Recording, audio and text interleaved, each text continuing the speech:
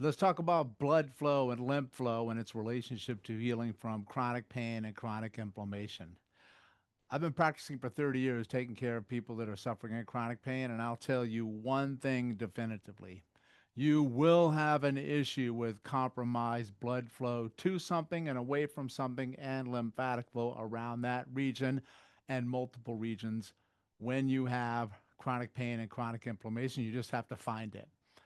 I want to read you one of my all time favorite quotes by Andrew Taylor Still. He was the founder of osteopathic medicine, classical osteopathic medicine.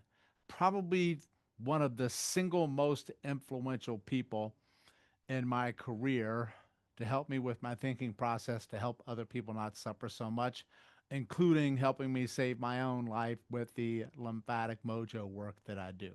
So I'm going to read this.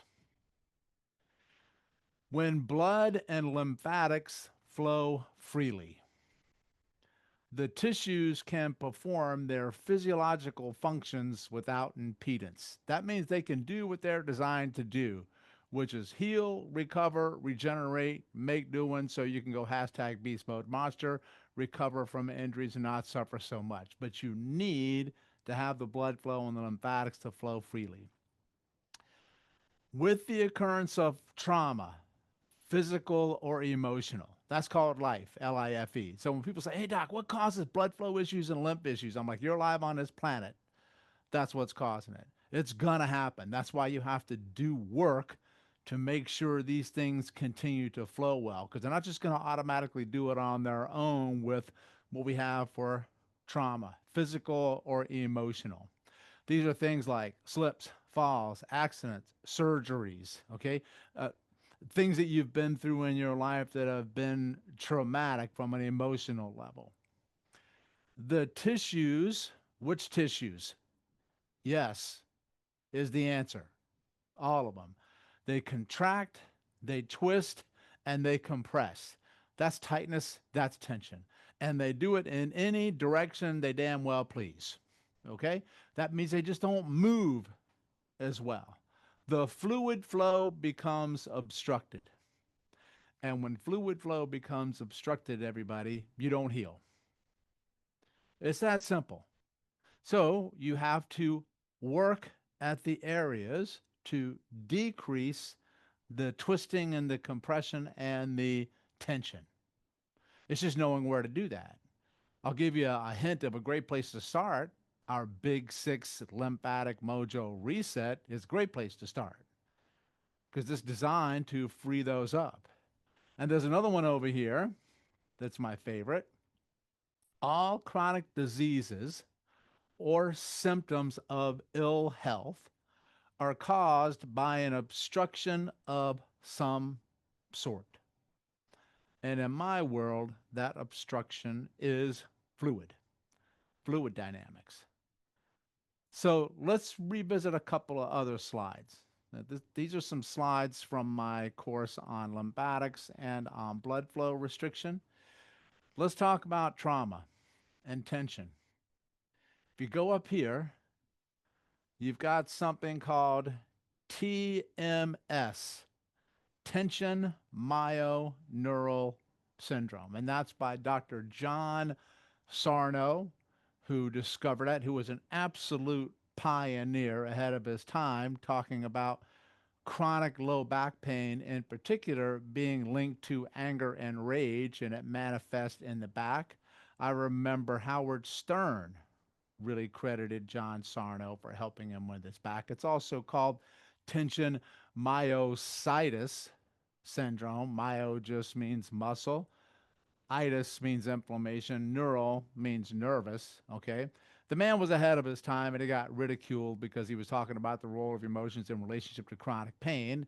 He's vindicated later because, yes, there is such a thing because your mind and your body always talk to each other. How you think, the words you say change your physiology and they change how you feel, your nervous system and your immune system.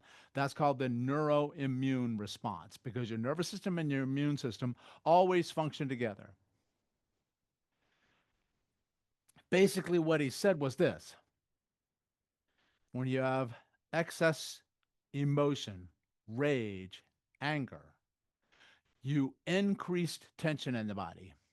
And when you increase tension in the body, you decrease fluid flow. Which type of fluid? Yes. You see how easy this is? Blood flow in, blood flow out, and lymphatics. Not to mention all the fluid that sits around the cell called the interstitial fluid and what's known as the interstitium. And interstitial fluid is called pre-lymphatic fluid. It's the fluid that has its name before it becomes lymphatic. All right? When you have increased tension, you decrease flow. You decrease blood flow. That's called hypoperfusion.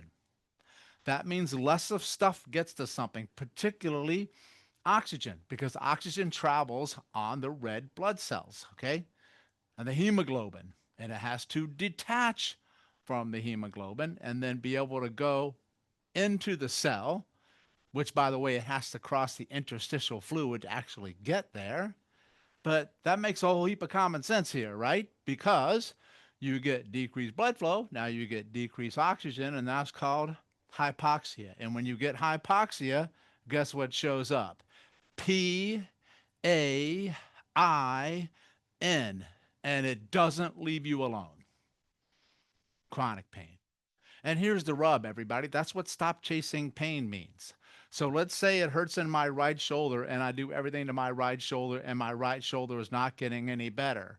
Well, alert, heads up. Maybe it's not a right shoulder problem. It's just manifesting in the right shoulder, but that's not where you need to be looking because you're allowed to have more than one problem. Yes, you could have some tension and tightness and hypoxia here, but guess what? You could also have it a lot of other places that can contribute to the shoulder that you're pointing at. So you have to look at the bigger picture. So you start where it hurts. If it gets better, perfect. Pat yourself on the back. Congratulations. Great job. If it doesn't get better, you better think different and you better think better. And that's what my courses are all about.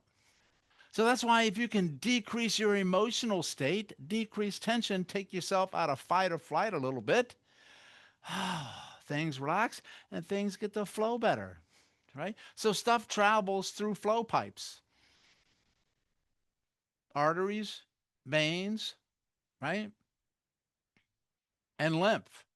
I'm going to scroll down to another one. And I want you to look at this one. A couple slides here. Boom. I'm going to talk about branch points where blood flow splits off. Because look at what happens. So these red blood cells are coming down. When they hit a branch point, look at this circle here. They bang off against that thing and it causes turbulence.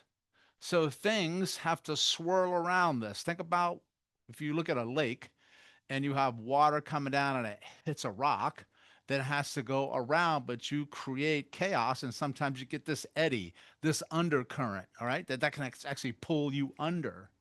So around these branch points here, you get a lot of turbulence, decreased flow, and stagnation, just like a plumbing in a house. If I have an angle change in a pipe, all right, or a split point in a pipe, that's where jams happen. You get turbulence in those regions and you get decreased flow. Guess where the biggest branch point of blood flow sits in the entire body? Find your navel, your belly button, and stick your finger right there because that's exactly what this looks like. This is where stuff comes down the big pipe into what they call your abdominal aorta. When it hits the navel, it splits down the right, it splits down the left, so it can go down your right leg and go down your left leg. So your navel is a big fascial tension chaos point. It's also a big place where you hold emotional tension, trauma, and shock. Not to mention that that's where your life began because you were attached to something else there known as your mother. So a lot of action happened in there. Now, look at proprioceptors, right? Proprioceptors and nociceptors. The last thing I'm going to show you here before I show you what you can do to help yourself is that these are basically sensors, different names of sensors. I really don't care if you know what the names are.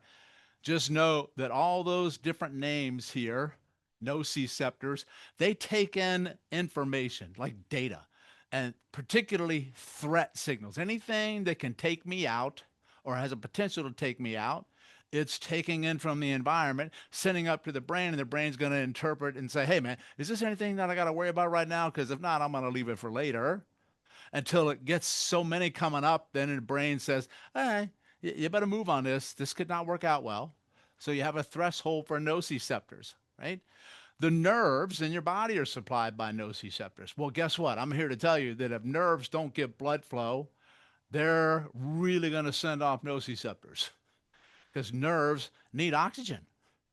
They need blood flow and they need to get rid of the waste after they use the oxygen. So nociceptors respond to chemical things like the chemical environment that all these cells live in. So you don't want it stuck full of muck or gunk when your lymphatic system doesn't work well. Thermal, temperature, mechanical, tightness, tension, deformation, stuff like that. All right. Look, the nerve that can't get oxygen and glucose. And I'm going to ask you, how does glucose get somewhere? Blood. What if you got poor blood flow? That's not going to work out well for you. Okay? Or a nerve that is backed up mechanically. What does that mean? Backed up. That means backed up flow, right? With deoxygenated blood that can't escape. Let's think about that. Deoxygenated blood that can't escape. That's vein, right? It can't get out. So the veins get backflow, the lymph get backflow. They stay there, and then you activate these nociceptors, and then your nerve says, hey, listen, man, I'm not happy right now. Get these fluids moving. That's why movement feels so good. Movement heals. And what I want you to notice is that when I tell people this phrase, no system in the body ever works alone, never gets injured alone, never heals alone. There's no such thing as an isolated injury. There's no such thing as isolated healing. It's all or nothing until lights out. So if I move my finger over here, the whole body has to react to that. If I stub my toe on the right, it's not just a toe problem, it's a full body problem because you're going to walk a little bit different when you stub your toe, right? So everything is interconnected, but particularly flow. So red is artery, blue is vein, green is lymph. If those don't work well around a nerve, you're going to get PAIN, right? So at Stop Chasing Pain, I'm the fluid flow guy. So I'm the lymph doc because I work lymph like crazy, and that happens to be a fluid. But I'm also all the other body fluids. They're called biofluids. If they don't move, you don't heal. Hard stop, period. Bing, bang, boom. That's it. So, what can you do now that you've learned all this super duper uber cool stuff? Because what I just showed you right there, if you let it sink in, is life changing. I want you to work the turbulent point and free up areas that you get tightness or tension or deformation and stuff gets stuck full of muck. Muck just means waste. That's the navel. I teach an entire course called Navel Mojo. Like it's like a 5 hour course all about the belly button, for goodness sakes. And you're like, how can you talk about the belly button for 5 hours? That's super easy because it's that important. So what you do is just the awareness of working around your navel. So massage around the whole navel, around the rim of the navel, go out a couple of inches, okay? Be careful going straight into it because that's going to be super sensitive in there on everybody, but work around it. I mean, we even create products to go in there called a navel wand, a Mojo navel wand, which is a tool designed for you to stick in and around your navel and release that tissue. Like if you don't have that, that's okay. I mean, it's great if you get it because it works. You can use your thumb. You can use your finger. You can take anything that's shaped like that and stick it around there. It can be very, very helpful for you. And just notice what changes in your whole body when you start to massage around the navel.